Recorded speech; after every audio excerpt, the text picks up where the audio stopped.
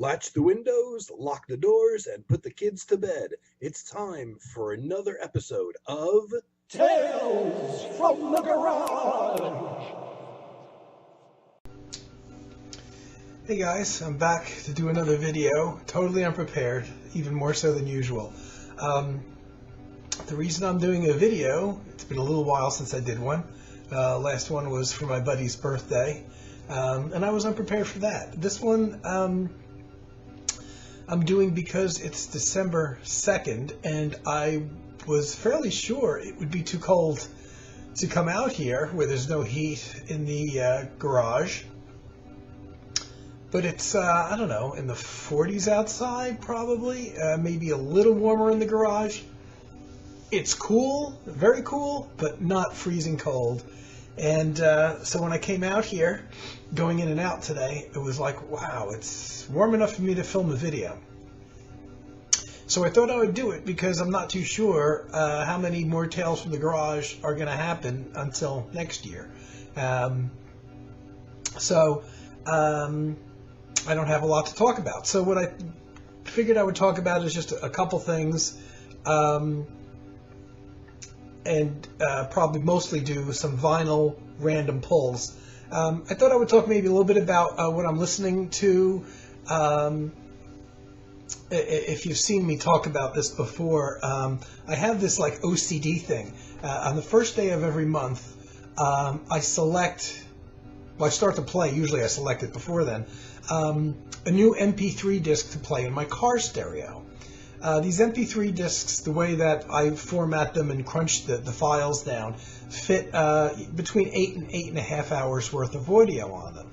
Most of them, nearly all of them, I don't mix artists. It's usually just one artist's work. So it's people obviously that have a lot of albums by like a John Abercrombie or somebody like that, or Jack DeJohnette. You know, to have 8.5 hours worth of material by them.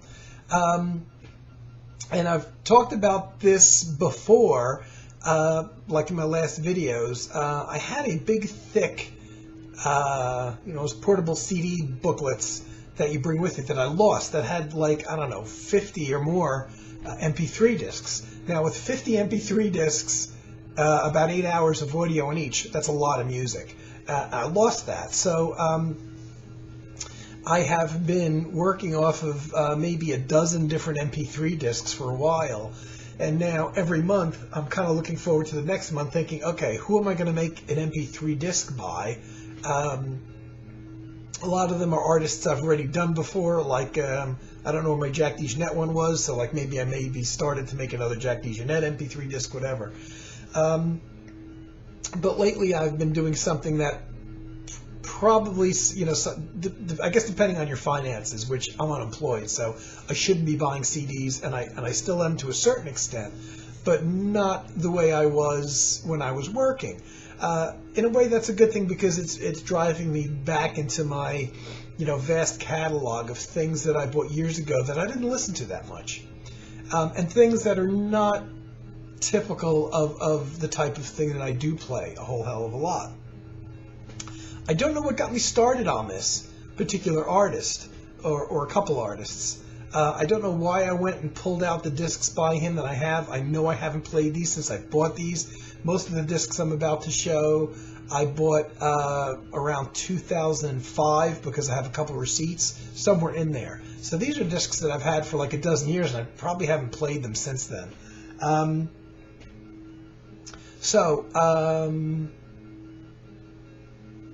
I think I'll show them. So what I did is, in this case, I have a couple artists, Dave Grusin and Don Grusin. I don't have enough albums by either one of them to fill out an MP3 disc. So simply because they're brothers, I decided it would be okay for me to combine those two artists onto one MP3 disc, especially because I don't have much Dave Grusin stuff. Now, Dave Grusin was one of the owners of GRP Records and recorded a lot of albums for GRP. And he did a lot of multi-artist albums around themes. I didn't pull everything I have. He did those GRP Christmas albums Now, I bought them because I'm kind of a completist, and the Christmas albums had tracks on them by people like Special Effects and the Yellow Jackets, and I bought them for those reasons. I bought two out of the GRP Christmas albums. I know there's more than three.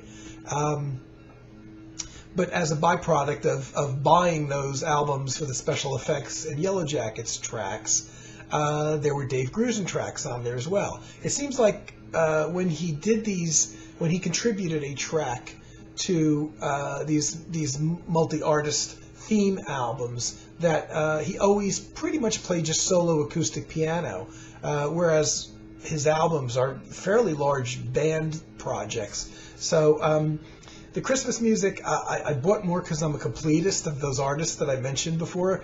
The Christmas music depresses the crap out of me. But I did give them a listen because both of those GRP Volume 1 and 3 Christmas albums that I had did have solo piano tracks by Dave Grusin on them. Not Don Grusin for some reason, but Dave Grusin.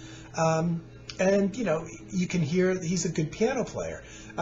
Here's another one. He did I've Got Nothing Against Modern Jazz, which was one of the last GRP multi-artist theme albums. I think their stuff only goes up to about 1995 when he sold the label, and this one is from 95. And again, another solo piano rendition, this time of the Beatles' Yesterday, kind of a depressing version, to be honest with you, a little bit on the sad side. I'm not 100% sure why I bought this, but it's got George Benson on it, McCoy Tyner, which is interesting to hear, Tom Scott doing The Fool on the Hill, which is one of my favorite Beatles songs, Lee Ritenour doing A Day in the Life, another Beatles song that I like. I haven't played it apart from the Dave Grusin track. Day in the Life would be an interesting thing to hear Lee Ritenour do. Chick Corea doing Eleanor Rigby, Russ Freeman, Spyro Gyra, David Benoit, so people like that. But the only one I listened to was Dave Grusin's Yesterday track. And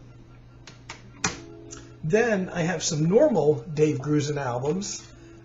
Here's one from 1989 called Migration. This is pretty good. Again, this is a solo album of Dave Grusin's with a fairly big band on it. His brother Don plays on it a little bit.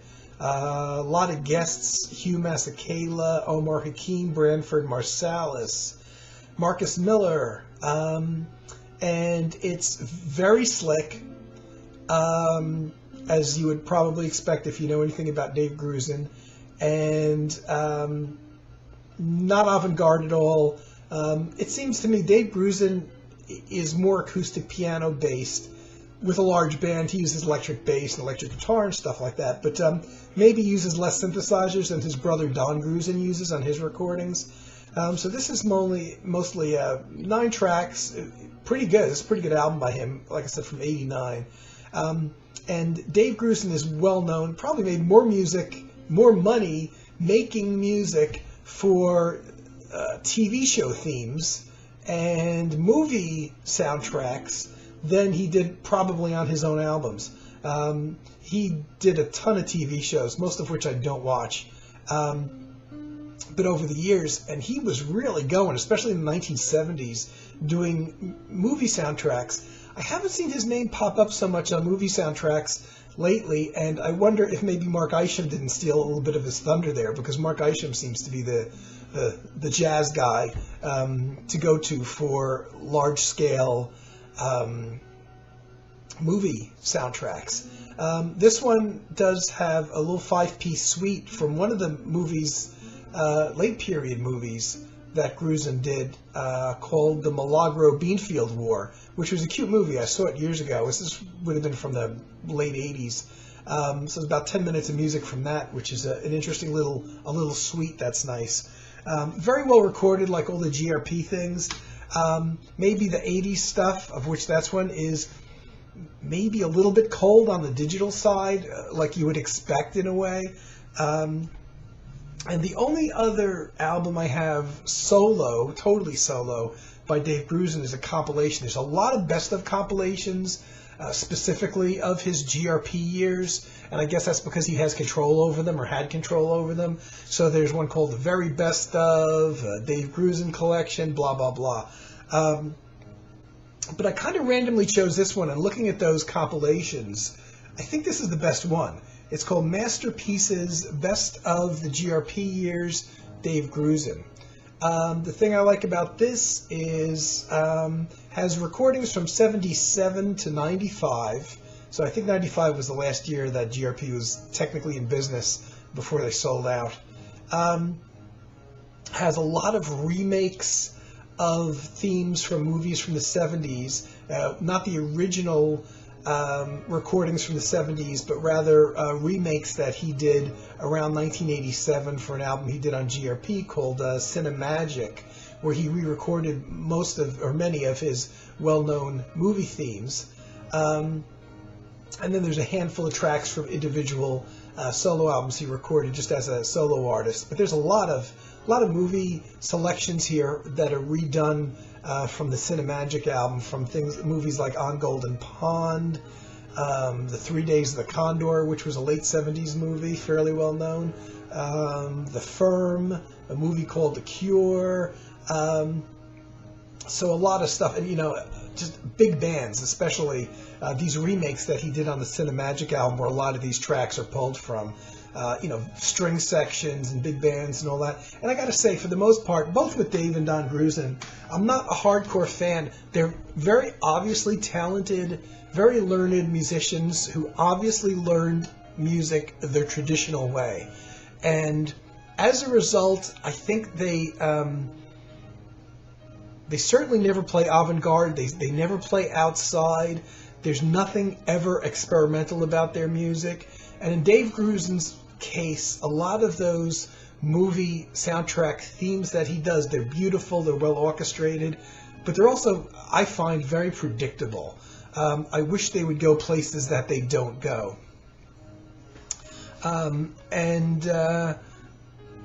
What can you say? Maybe the reason why I'm not a hardcore fan is simply for that reason. I prefer my music to be a little avant-garde, a little experimental, something out there. His music doesn't really have any of that, and especially a lot of the orchestral stuff he does. And he wrote a lot of TV themes, and TV themes are, just as you would expect, a TV theme for a show like St. Elsewhere, which was, I don't know if that was, I guess that was the 80s that was, I never watched it. Very, very mainstream, and even his solo albums, he never got out there for me. So, I'd never say I was a hardcore fan. There's no doubt that he's a talented musician, but I like my guys to be a little bit more out there. He recorded a series of albums, one of which I can't find, duet albums with Lee Ritenour. This is probably the best known. This is from 85? I thought it was a little bit earlier than that. Very commercial, kind of pop, smooth jazz. I haven't listened to these. I didn't put these on my MP3 disc, actually. Here's another one called Two Worlds. And he's got another one that I can't find called Amparo that he did a couple years ago. And I don't know where the hell I put it. This one here is not the smooth jazz stuff you would expect, but a little bit more classical and interesting for that reason, where they're playing Bach and Villalobos pieces. And originals, De Falla they're playing, and they have some opera singers on here, which I'm not, a big fan of. But Bach, a couple originals, Bela Bartok. So this is an interesting one, not at all the type of smooth jazz thing. And the other one, Amparo, which I think is more recent. This one's 2000, whereas the other one was 85. I think Amparo's more recent. I can't find it, so I don't remember what was on there. I don't think that was a smooth jazz one, a bit surprising. So we move into Don Grusin, who is not as well known, and I think one of the main reasons is I've never seen Don Grusin do TV themes. Maybe he has. I'm not aware of him doing TV themes and movie soundtracks, where I think is where Dave Grusin got a lot of his reputation from. And of all the ones I'm about to show, this is easily one of my favorites. I think Harm has this one.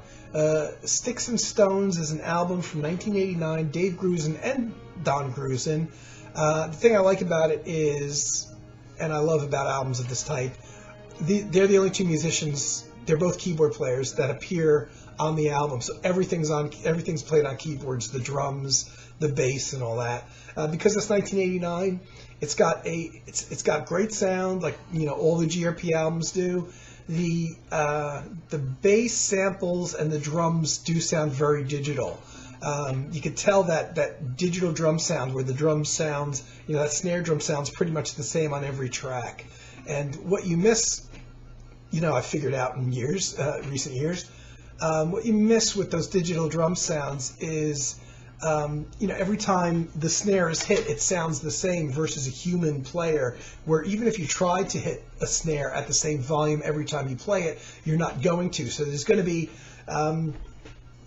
tiny bits of volume difference from one snare hit to the other, and a lot of times that's intentional, where you're playing the snare a little bit quieter and then you play it louder. And the problem with the digital samples, especially the early ones, is they all exist at the same level. It all sounds like like a snare drum being slapped hard. But it's a good album, and probably one of the best ones in the collection. Don Grusin, to me, seems to use quite a bit more synthesizers than Dave Grusin does. And I think, again, he doesn't get out there, but I think his music comes closer to it than Dave Grusin's music.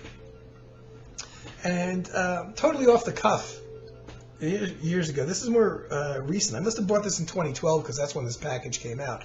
Like I said, most of the Grusin albums I bought in around 2005 or so. This one, 2012, so it's Don Grusin and Bill Sharp. Bill Sharp is the leader and keyboard player of Shack Attack, which I think is, I'm pretty sure they're a British band, very commercial with vocals and everything, kind of funky, smooth jazz group that done very well in England, but they're huge in Japan.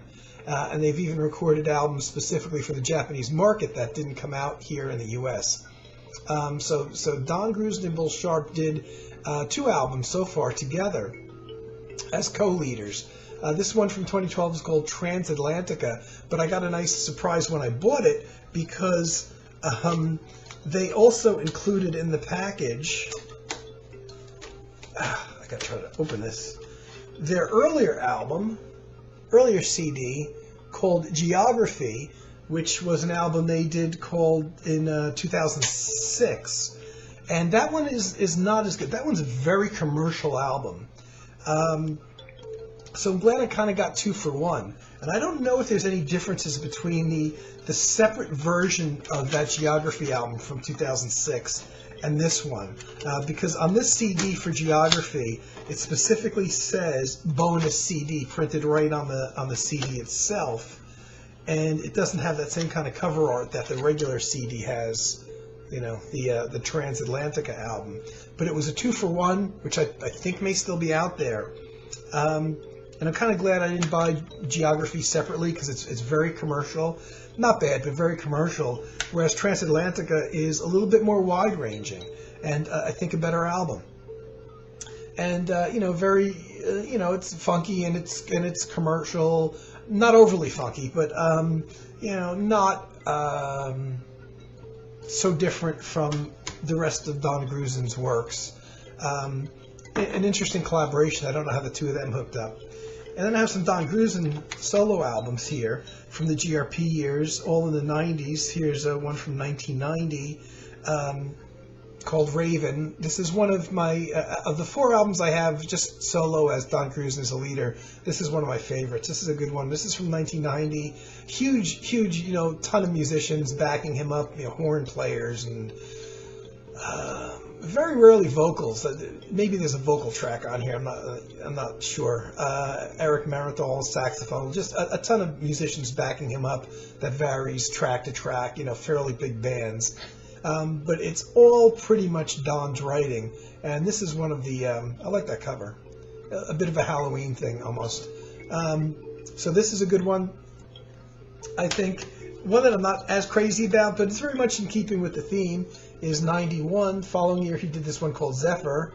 And again, just a ton of guests, including Jerry Goodman on violin, and Alex Acuna on percussion, and Ernie Watts on saxophone, Abraham Laboriel, who plays bass on many of his albums.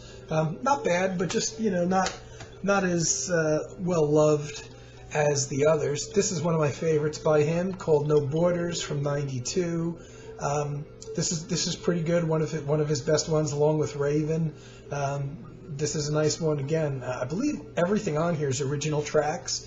Yeah, there's not a lot of difference between each album. You know, each album has a lot of supporting musicians.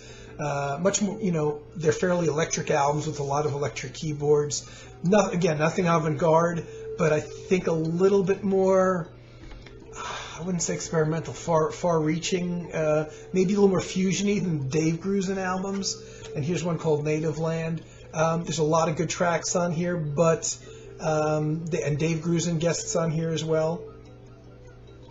Alex Acuna and Abe Laboriel again play on here. This is from '93. Not bad. He uses a lot of African chants on this. A lot of numerous male and female vocals doing a chanting thing on here. And by the time you get to the end of the album, which is, I don't know, maybe 50 minutes long or so, the African chanting gets a little bit old for me. You know, it's on most of the tracks on here, and yet individually, a lot of the songs are quite good and catchy. But the chanting thing gets a little old by the end of the album. And so from that, I compiled a nice 8.5-hour MP3 discs that I started playing in my car today as I was driving to the physical rehabilitation facility that my dad's staying at after breaking his hip. And so I started with Dave Grusin, and as I was driving there, I was listening to Dave Grusin, and in one of those weird coincidences that happen, I got to my dad's room, and we're sitting there, and I put on the TV, and there's this old sitcom from probably the late 1960s that I never saw at the time, but I caught in reruns, and it's about two guys that work at a radio station, but probably not what you would think. They're not hippies. They're like collegiate types that with sweaters and short hair and everything, and I wish I knew what it was called. It's a cute show in a very mainstream, safe kind of 1960s ways that the radio station is. I don't even know what kind of music they play, but it's not a rock station, you know. And there's no hippies involved or anything. But I'm watching this show that I haven't seen in a number of years, and right after listening to Dave Grusin on the way to the facility, and the final credits are rolling, and it says the theme music was by none other than Dave Grusin. And I thought that was weird because that was minutes after I arrived there. I just happened to turn on the TV, happened to settle on that channel, happened to be listening to Dave Grusin, and this is the first time I've played Dave Grusin in my car and listened to Dave Grusin music in years, probably a dozen years. And all of a sudden, there's his name on this show. I don't recall what the name of the show is. I didn't catch the title of the show, actually. I could probably figure it out. But I thought it was one of those weird coincidences that happened. That you can't explain. I mean, it wouldn't be unusual if I sat and listened to Dave Grusin music all the time, but I don't. So, just one of those things I thought I would convey to whoever's watching on this December 2nd in this getting colder room, but not bad yet. Okay, I'm gonna pull some vinyl and hope I have some kind of memory of it. You know.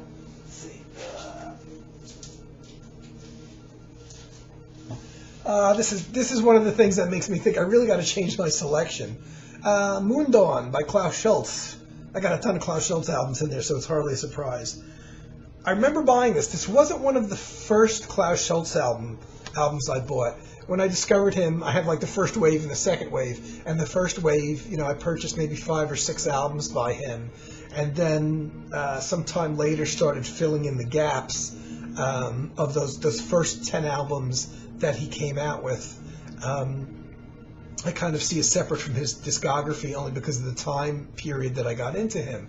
And I bought what was available, or what I thought I would like best, based on nothing really at the time.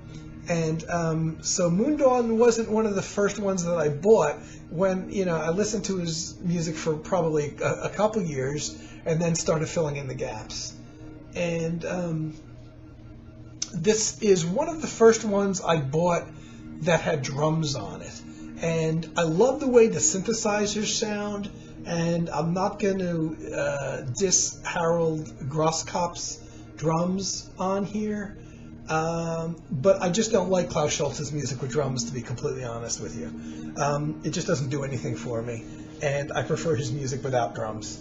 And so, it makes it a little bit more rock-like, and, the synthesizers have a nice warm analog sound to them, but the drums, and this goes for pretty much all of his first 10 recordings, I find, the drums definitely, the way they're recorded, totally give away when the music was recorded. This is music from the 70s, from the early 70s, especially something like Picture Music, where the drums are really recorded poorly, and they come in at the end half of a slide-along track, and all of a sudden you have all these, analog synthesizer sounds going on, and all of a sudden these very thin and poorly recorded drums and very harsh sounding cymbals come in, very thin and tinny, and it definitely says, oh, that was recorded either in the late 60s or early 70s. And I think that's what, I don't like about a lot of his albums that have drums, simply. But the music itself is good, and a lot of people list this as their favorite album by him. And the synthesizers sound fantastic.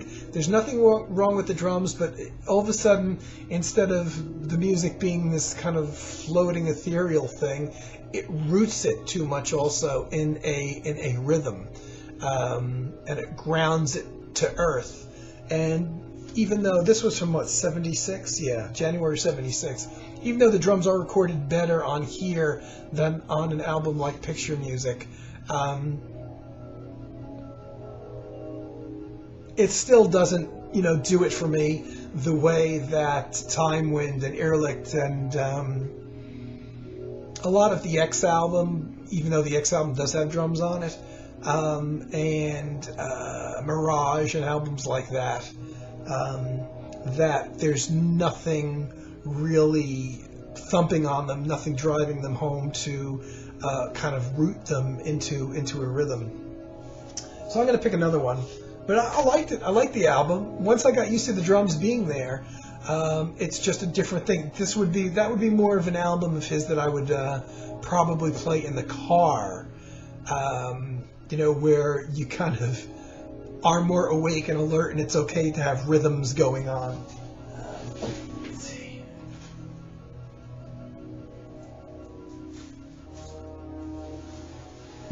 Okay, well, here's a fairly obscure one. I don't remember a lot about this, but there was a time that, I was already into electronic music and ECM and all that stuff, and I kind of just variously picked up some classical albums to broaden my horizons, and some of them were orchestral albums. In this case, this is, I'm playing guitar, of course I would be interested. The Art of the Spanish Guitar with John Williams. This album came out in 81, and I must have bought it somewhere around then, but this must be a budget release because it was brand new and sealed for $2.99. That's $2.99, and the list price was only $3.98. So it looks like this is a reissue of an earlier album. It doesn't say when it was recorded, but there's a copyright date for the liner notes from 1977, and the cover art was from 1981, so it looks like this was a reissue. And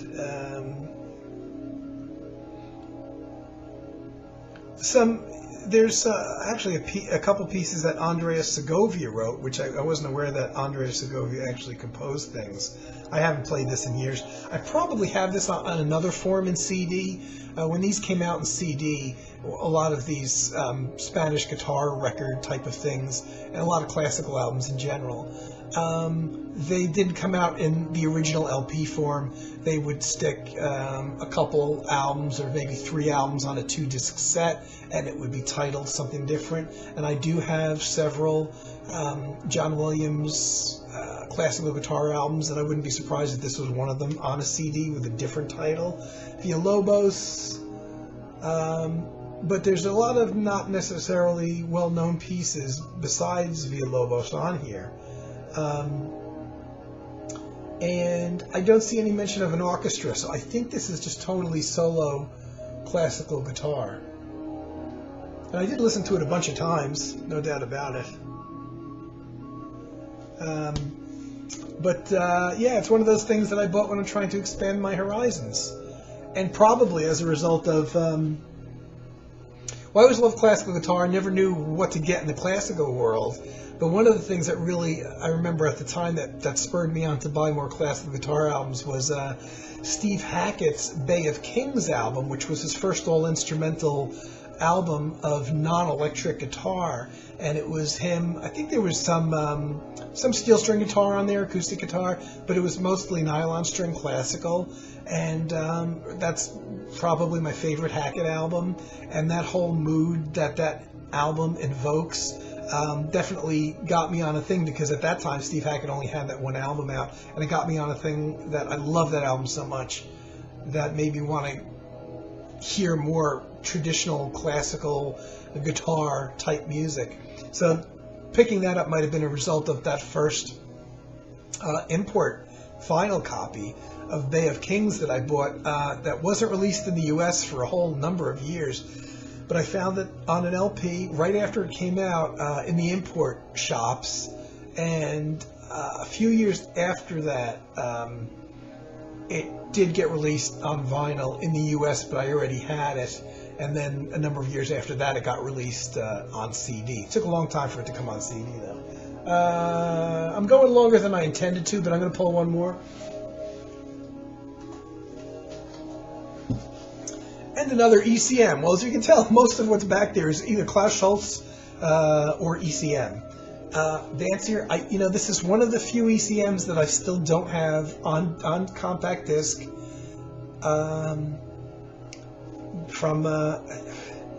I probably don't. Anybody watching this, I probably don't have to say anything about this. Recorded November 1975.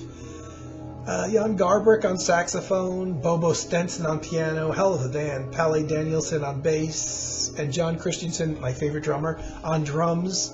A great band of musicians. I wish, looking at this, I always wondered kind of what the band would sound like if Jan Garbarek played some of his flutes on some of these recordings. And he doesn't do flutes on a lot of recordings. And I always wondered, and I don't think he ever did any when he played with this quartet. But I would have loved to hear the flute in the context with Bobo Stenson's piano and John Christensen and Palle Danielson. All these compositions were written by Garbarek, so it's really a bit more his band than Bobo Stenson's. But and this was Bobo Stenson's contribution on piano is obviously very substantial. And I think this may be the first time that I ever heard Bobo Stenson. At this time, you never heard this stuff on radio, and I was an ECM fanatic, and I was picking up Garbarek albums and things with John Christensen on them. Pretty sure it's the first time I heard Bobo Stenson, who's a fantastic piano player, who kind of, as far as the ECM catalog goes, disappeared for a whole bunch of years, and then in recent years has all of a sudden resurfaced on ECM.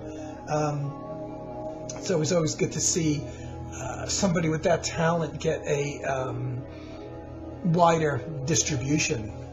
So I managed to keep it under my usual 9.5-hour video, and it's not because I'm cold, because I'm getting used to the cooler temps. It's amazing that we're into early December and I'm still able to be out here. January and February are pretty much definite no-goes, and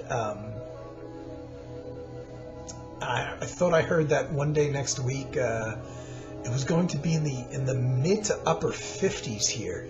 So that might be a good day for me to come back and do a video.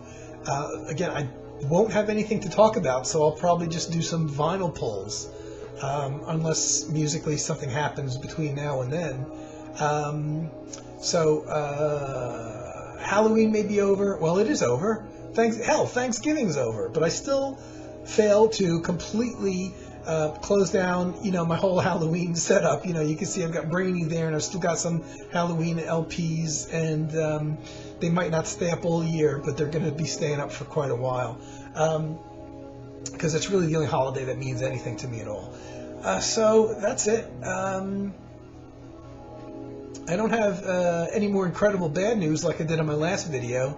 But I'm still bummed over, some recent happenings, and I was listening to a little bit of Chuck Loeb music, which I have a lot of Chuck Loeb albums, even though I would never consider myself a hardcore fan, but I especially liked I have a lot of his solo albums, but I especially liked his Metro, the things he did with Metro.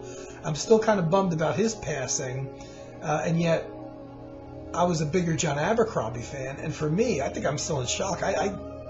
I can't believe John Abercrombie's gone, That's somebody that I got into in about 1978, I want to say, and he's really been a part of my life since then. And both Chuck Loeb and John Abercrombie did not live far from here. They lived in New York State, not the city, which is, the state lines are about 5 minutes away from me here in Jersey, and it takes me about 5 minutes to cross into New York, and from there, they're probably within an hour or so. Both of them lived, so it's a little bit more. I think it hits home more in a way when you have this mindset of these guys live in this area. What can I do about it? I don't know. But so that's it for now. Hopefully it won't take me too long to get this video up, and I hope everybody's doing well. I do want to do these at a rate that you can count on. At one point I thought, I'm going to try to do one a week. I would like to stick to that, but I don't know if that's a realistic goal for me or not. But I'm still alive for now. And so guys, that's it. See you next time. Hope everybody's doing well.